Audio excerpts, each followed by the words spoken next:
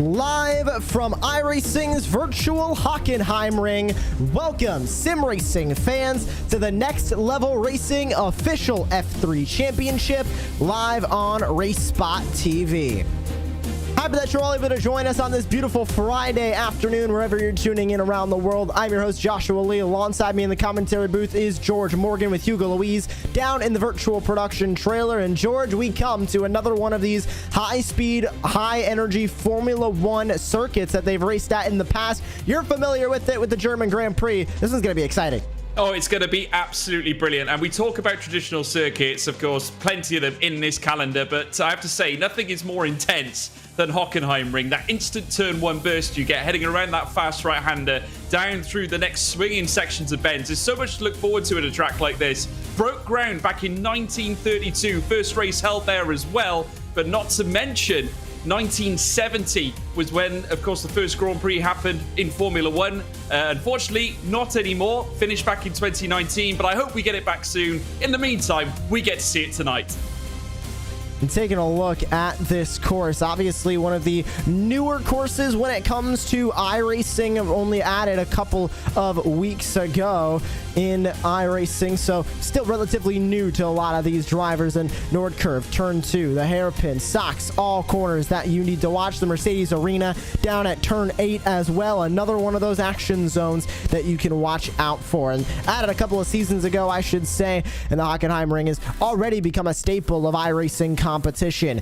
There's the schedule. We have put Watkins Glen, Snetterton, and Suzuka behind us. We have Canadian Tire, Laguna Seca, and Donington Park on the horizon, but we're here at Hockenheimring now for round number 4, and still a lot of great racing coming up on the calendar. But Hockenheimring here tonight, and always provides some exciting action. And unfortunately, George, we do not have rain in iRacing just yet, so we're not going to see exactly the chaos that we have seen with the Hockenheimring in the past. But a lot of fast drivers laying down times in qualifying, and expected to be an exciting one as we get ready to go racing. Yeah, absolutely. I mean, you touch on the weather aspect. Of course, Nico Hülkenberg coming to a grisly end at his home circuit all the way back in the day. But no rain here today. Of course, clear conditions here on iRacing. But currently top in the timing tower at the moment is Flavio Dantas, and enjoying himself in qualifying with just over a minute and 15 to go. And Alessandro Di Tullio, that is a familiar name we're seeing at the top end. Couldn't quite score anything last week. He became a little bit unraveled at Suzuka. We did kind of expect that they wouldn't have the race their own way this time, Delta Sport, but I'm sure they'll be looking for vengeance this week. And looking for that third win of the season for Di Tullio. That became a little bit infamous when we went to Suzuka, tried to go for it, couldn't do it, as Joan Garbeau going to work his way up into P number 9 on the speed charts. Roughly about 30 seconds now remaining in qualifying. Getting a great look at the hairpin of turn number 6. Always an action zone when they go diving into that hairpin, George, just because it is one of the biggest braking zones, if not the biggest braking zone on this course. Past turn 5, the Parabolica, they race down into that corner. Could lead to a bit of contest. Yeah, it could well do. Late breakers around that section. Of course, the exit is arguably more important than the entry a lot of the time, and that can be said for a lot of hairpins, certainly in Formula One, single-seaters, anything of that nature. So very important that they can really hook this up together. Of course, you got the very quick section heading out of turn 7, down into the Mercedes curve at turn 8 as well. Very vital. You get that absolutely right. Very tricky sector 2, a lot more technical, and then you come into sector 3 where it gets a little bit tougher as well.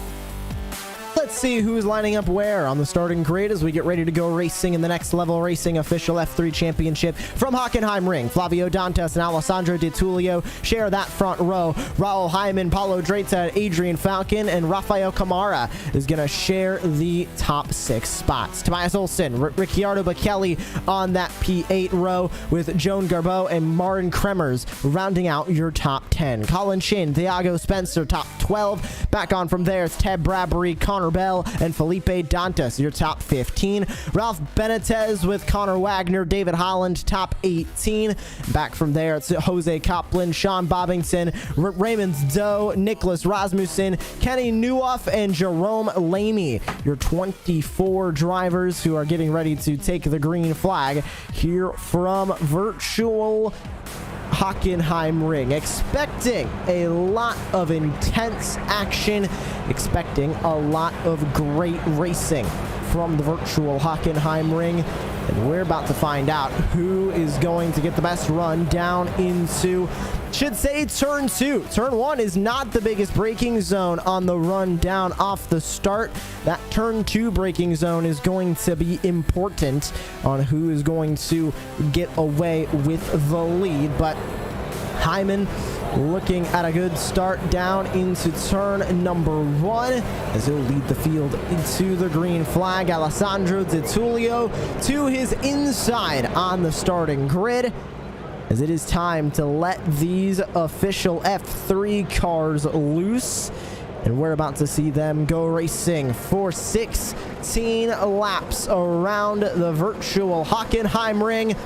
The engines rev, and we send them into turn number 1. We are underway. It's Dantas leading the field to green. Look at the start already from Raul J. Hyman trying to get around Alessandro Di Tullio. Can't do it as they go through turn 1, still side by side, using up all that track limits on the outside. Dantas going to get a great start trying to pull away. Di Tullio trying to protect second place. Hyman trying to make a move to the inside. Contact in the back. That's Rasmussen and Lamy getting hooked up. They slam into each other before they even make it to turn 2. One more car going around. It looks like Bekele gets turned off the racetrack.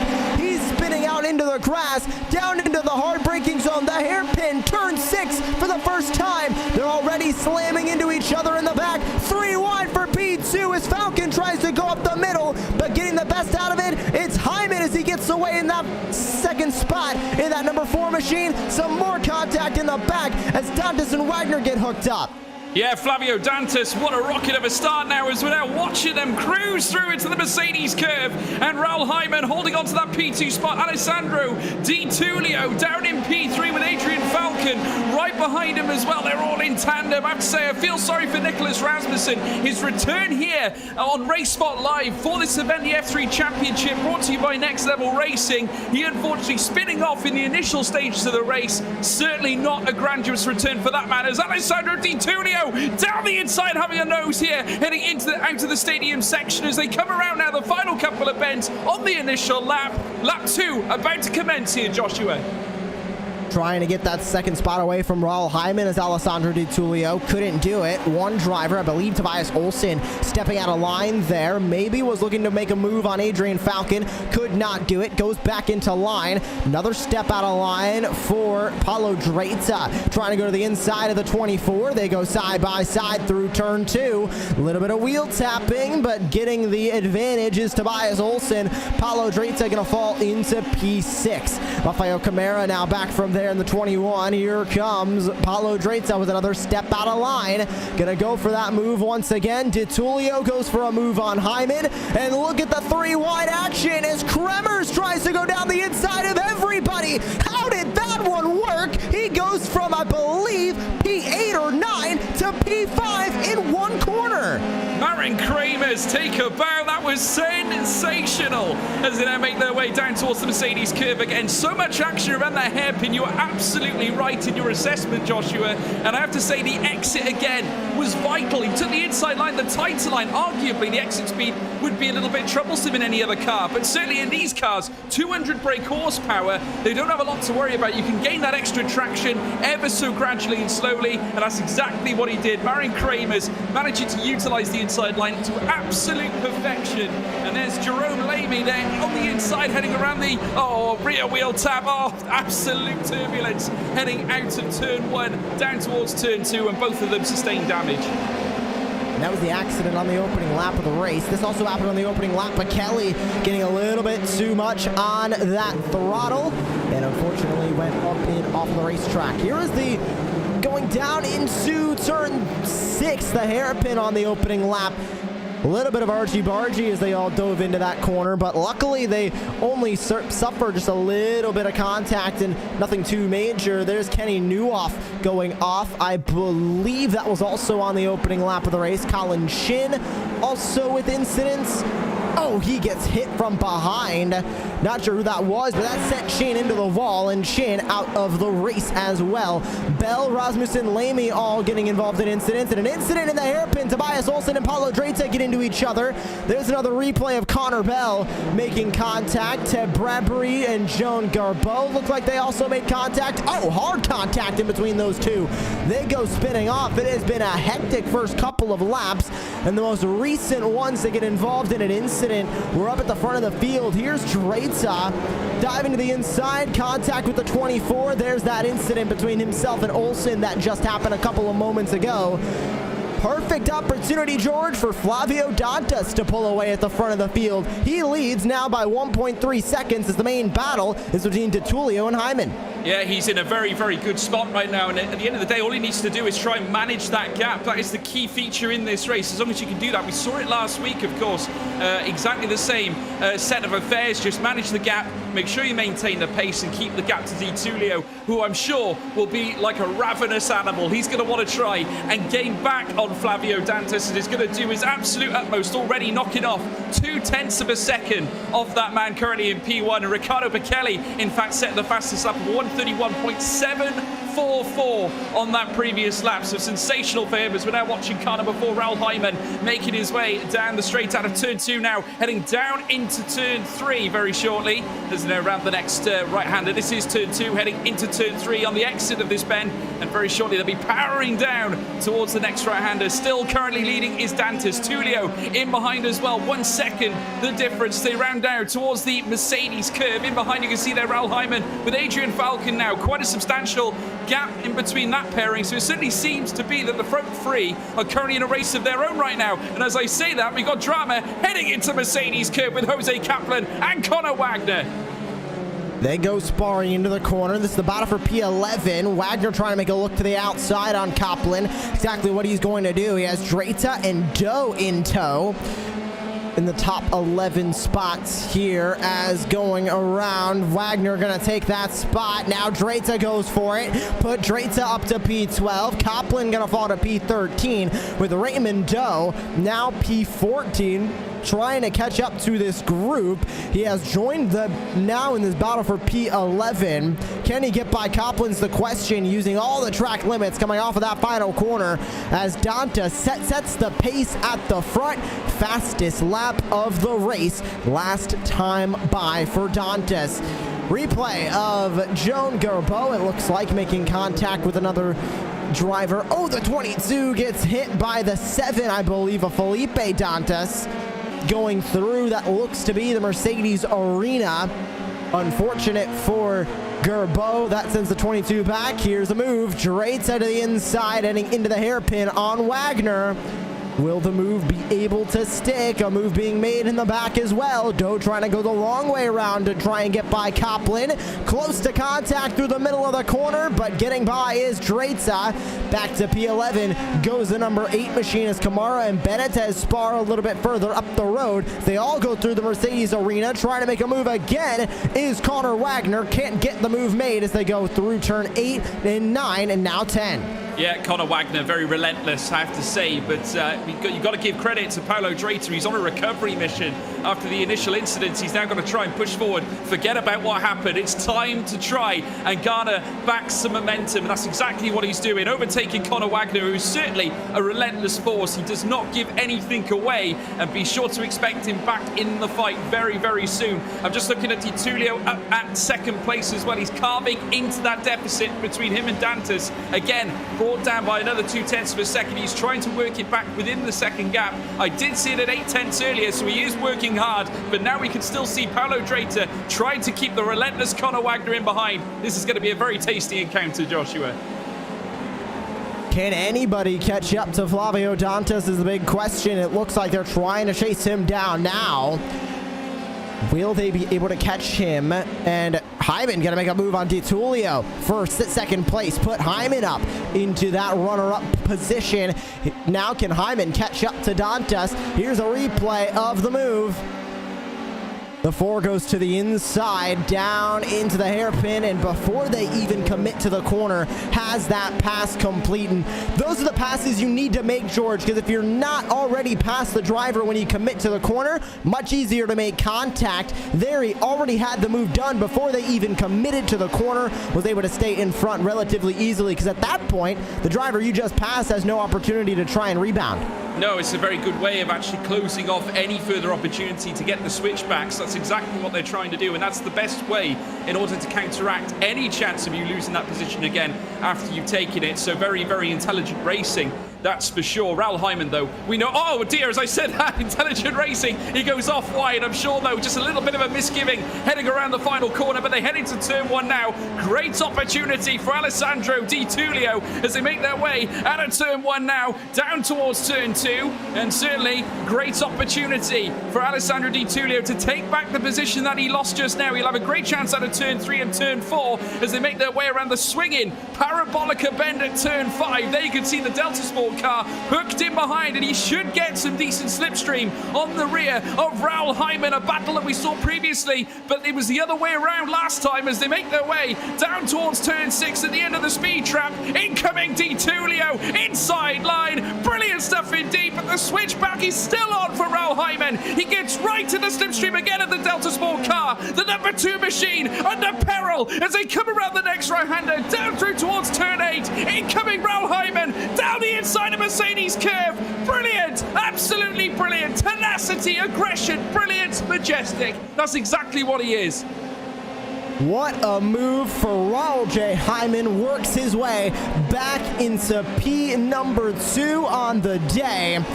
And remember, Raul Hyman is one of the real-life drivers that we have that frequents the Next Level Racing official F3 Championship. South African racing driver competing currently FIA Formula 3 Toyota Racing Series, has competed in the past F3 Asian Championship, Euro Formula Open Championship. A lot of familiar racing series for Raul Hyman that uses this F3 car in the real life.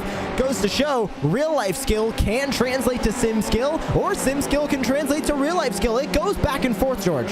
It certainly does. We saw at the first race of the season at Watkins Glen, Sergio Sette Camara was actually taking part in that event as well. Fastest lap again for Riccardo Bekele, who is really starting to turn up the heat now. He's up in P14 right now, chasing Jose Kaplan. He's within a second, around about 9/10 is what separates the pair. Raul Hyman managing to keep the ever-winning Alessandro DiTullio. Remember, he won the first 2 races in this championship, came a little unstuck, as we said before, at Suzuka, but I'm sure looking to try and scrap back for another fight yet again.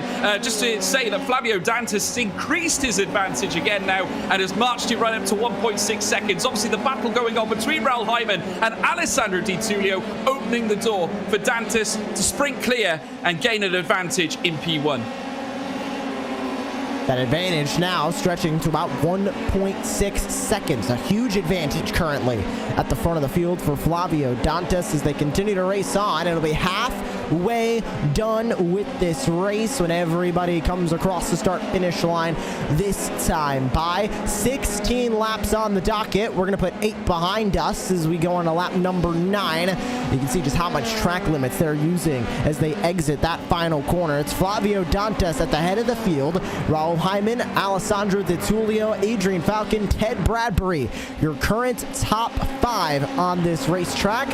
Closest battle is that battle for second currently between Hyman and DiTullio. A little bit of a close battle between Bradbury and Kremers, and a little bit of a close battle further back between Kamara and Thiago Spencer. As they continue to race on, halfway done with this race, you're on board with Alessandro DiTullio trying to catch up to Raul J. Hyman and Flavio Dantas at the front of this field. Not going to be able to make a move heading into the hairpin this time, just not close enough. He gets close under braking. Now the real question is, can he keep the momentum going? It looks like he did a great job getting the power down on the exit of the corner, keeping that gap short as they enter the Mercedes arena. Yeah, within 3/10, he'll have a chance into the Mercedes curve. You can see there, defensive Raul Hyman. He saw it coming, but it's up to D'Tulio now to try and get a lovely escape, heading out of turns 8, 9, and 10, heading around now turn 10 into turn 11, and making their way, marching in towards turn 12. This is one of the fastest corners on the circuit as they round it through. Don't want to hug the gravel. Near enough, a mistake between the pair of them. You you lose the balance of the car a little bit heading over those curves. They're ever so slightly raised. Of course, laser scan circuits here on iRacing, you get a lot of the realism, a lot of the curbs that you see virtually in real life. You've got to try and control these single-seaters. They certainly become unsettled as they make their way through. As you now see Raul Hyman looking a little bit untidy coming out of the final corner, but he's okay as they head around turn 1 yet again, and you can see that the gap still being maintained around about 0.4 of a second as in behind Alessandro D'Tulio now, down into turn 2. This is where he needs to try get a lovely entrance and exit out of this section of the track to get a great opportunity for a move around Parabolica heading into the hairpin at turn 6. Can he do it? So we're now watching a replay, this time with Thiago Spencer also coming around the final corner. As I said it earlier on, unsettling the car. That final corner, it is so treacherous, Joshua. One of the most difficult corners to get through on this course, just because it is one of those corners where it doesn't require any brake going into it. You just got to make sure that you are not too much on the throttle to get yourself spun out in that corner. Look at Ted Bradbury, up 11 spots from where he started the day, back in P16. A great day for him, an even better day for Rafael Camara right now, up 13 spots from where he started. Not the best day for a lot of the drivers closer to the back of the field. We have 4 drivers currently in the pit lane or out of this race. That includes Sean Babington, Colin Chin, Connor Bell, and Jerome Laney at the tail end of the field, either in the pit lane or off of the racing surface. Blas Olsen getting into a bit of a scrap with Felipe Dantas for P17 on the racetrack. Olsen will go back to following the number 7 machine as Felipe Dantas showing his might. Unfortunately, not with his brother Flavio at the front of this field, but still trying to rebound after some issues on lap number 1. Yeah, absolutely. A huge recovery mission. He's got it all in front of him right now. But in behind him, Tobias Olsen proving to be a very tough cookie as they come out of the stadium section now, heading in towards the final few bends. They've still got to take the final bend at turn 17. This is after 16 that they've just taken now. And this is where, of course, we saw Thiago Spencer spinning out earlier on, as you can now see them hurtling down the straight yet again, down towards turn 1. And still this time, a great gap being managed here by certainly Felipe Dantas, certainly managing his race well right now. Obviously, since the setback at the start, he's settled in and he's trying to improve his position. But as we're now regaining ourselves back with the fight in P2, Raul Hyman once again at the mercy potentially of Alessandro D'Tulio as they head around the next right yet again. This time heading out of turn 7 into turn 8 now, heading into the Mercedes curve, the Mercedes section, heading around the next left. Alessandro D'Tulio looking slightly better through there. He might have a chance now as they make their way down the straight, and very shortly they'll be taking turn 12, and you can just see him just nursing the car in behind the rear wing, riding the rear end of certainly that car belonging to Raul Hyman, who runs out very wide there. Do you think he's buckling under the pressure a little bit here, Joshua? Could be, because look at D'Tulio just trying to get up there. But I think another thing we need to talk about, George, is passing zones are not a premium on this course. We talk about turn 2, turn 6, 2 hot button zones. Heading into the Mercedes arena, you can make a move. But we talk about turn 11, turn 12, 13, 14, that final arena section. It's a lot of sweeping corners, not a lot of hard braking zones where you're trying to, brake on a dime and turn to a point. You're really just kind of braking a little bit, downshifting, and then kind of just following the car through those banked corners of turn 12 especially. So really only 3, maybe 4 passing zones on this course.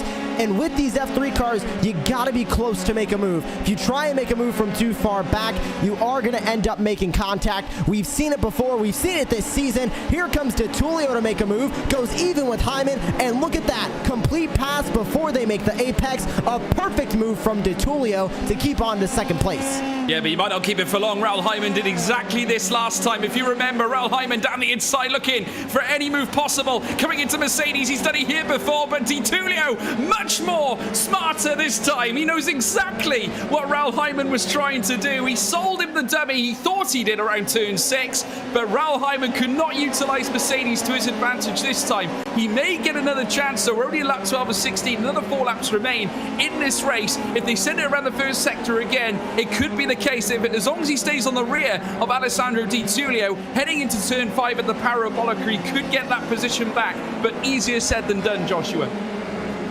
Definitely a lot easier said than done. This time by, there'll be 4 laps to go, and off track goes Ricardo Kelly and Adrian Falcon at the same time. Just had a spin off in the final corner as well. Here's the first replay. Oh, contact with a 10. That was contact with Wagner for Bekele. Sent Bekele into the sand trap. And issues for Falcon coming through the final corner.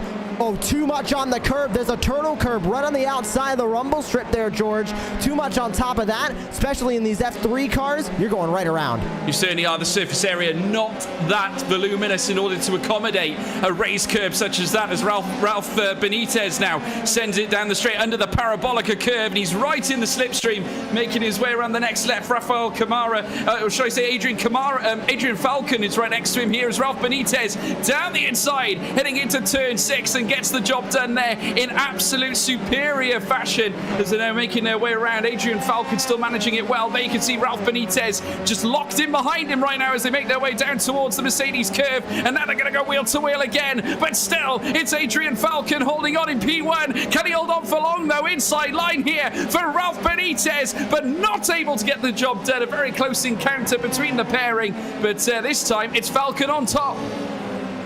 Trying his best to keep Ralph Benitez at bay. He goes into the sand a little bit. Falcon gonna have to try and defend again. Easy to defend through Sachs. It'll be a real test with the slipstream heading down into turn 2 if Benitez will be able to get by Adrian Falcon.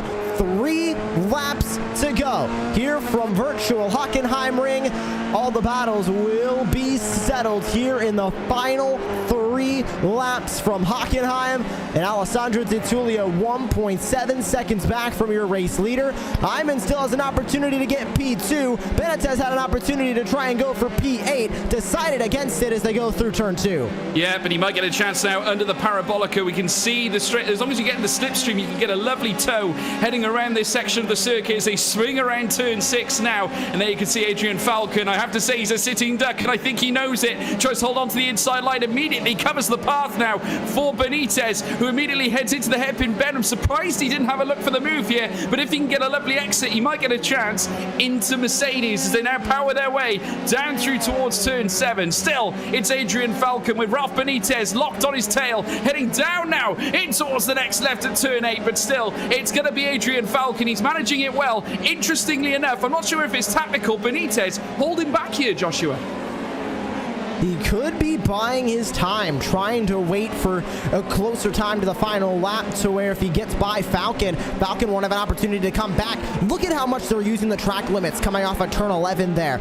Almost touching the sand. Some of them are touching the sand there.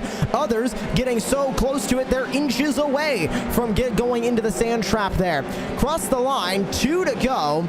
Dantas continues his domination at the front. The gap for second between DiTullio and Hyman has closed its way in. Hyman not going for a move, could be having the same strategy as Benitez right now, George, where they want to save the move for the final possible opportunity so the driver behind doesn't have an opportunity to try and come back. You know, the gap is thinner than a fly's eyelash. Great opportunity here now for Ralph Hyman to make a move, and he certainly does. Down the outside now, heading in towards turn 6, and once again DiTullio is going to try and block off the escape, as you can now see Ralph Hyman going for it again. That a famed switchback that he is so used to. Flicks across to the other side behind the rear wing, and they send it in towards turn 7 as they make their way around it, marching through and get into the the switch back this time from Hyman. Looks for another, but Di Tullio blocks him off, heading through the Mercedes corner. Absolutely exquisite, but Hyman's not done yet. As they head through the next right-hander, soon to be coming towards the famed turn 12. Di Tullio holds on, tries to block off any entrance possible, but Raul Hyman left frustrated here as they march their way around the stadium section here, Joshua.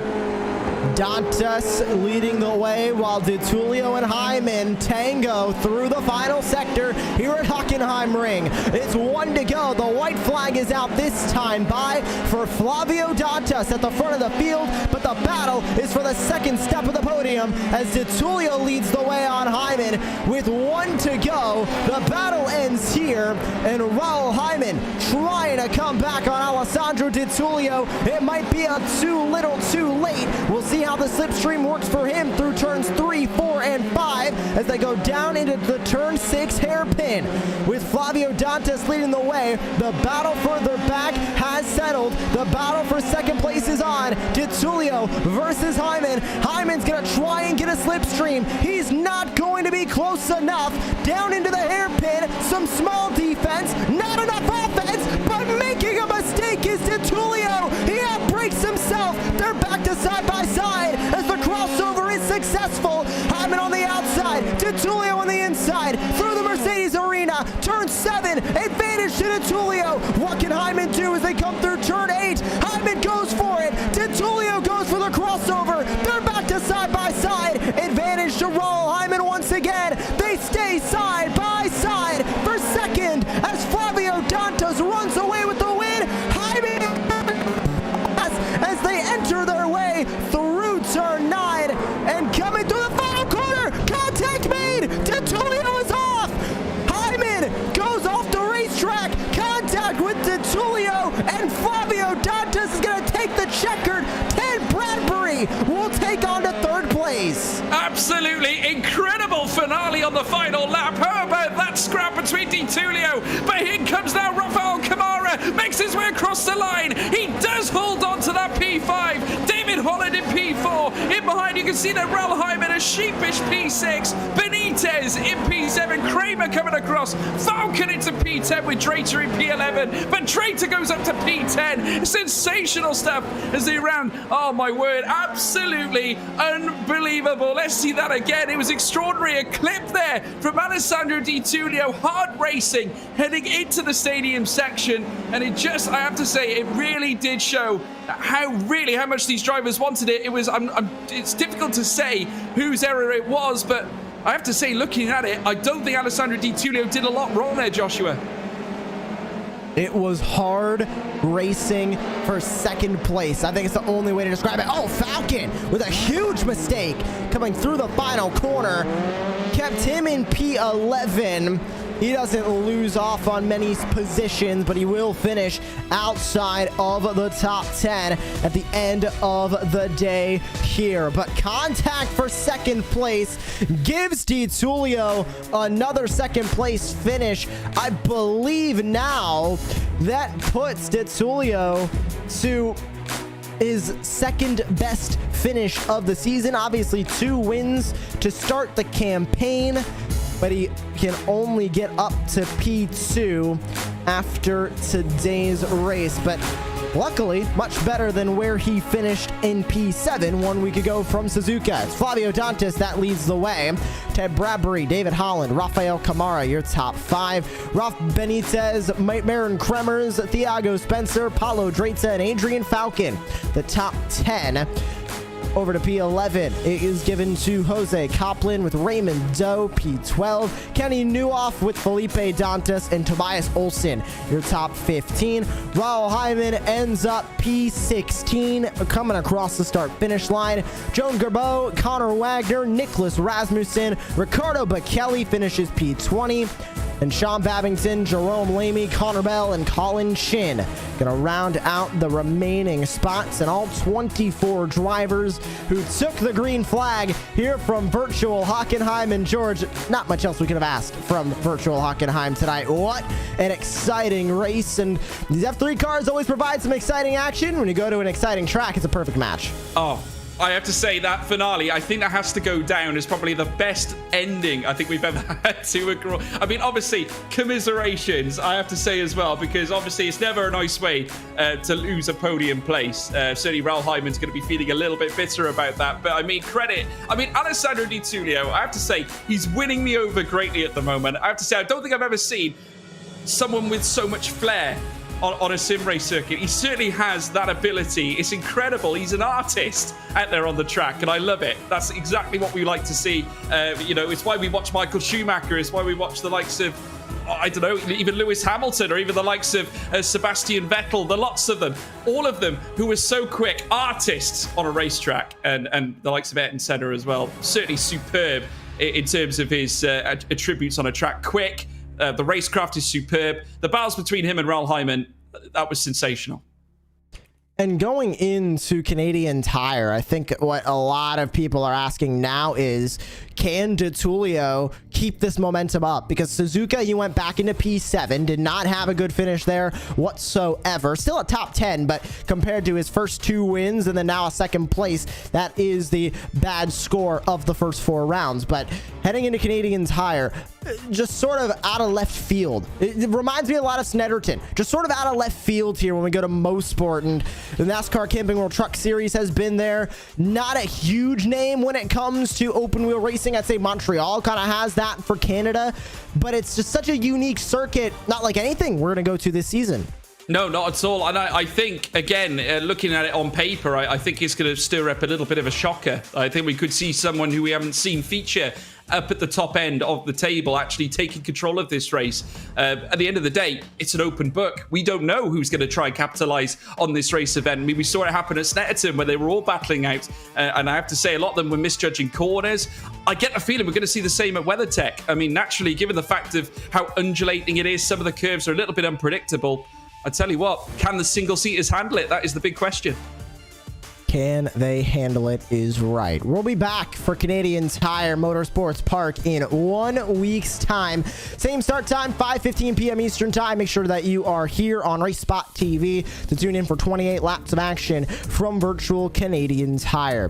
That'll do it for our broadcast here from virtual Hockenheimring. For Hugo Louise down in the virtual production trailer, for George Morgan, my colleague, alongside myself, Joshua Lee, here in the booth. We thank you all for your continued support of the Next Level Racing official F3 Championship live on RaceSpotTV. We'll see you in 1 week's time from virtual Canadian Tire, and we're saying good night from virtual Hockenheim.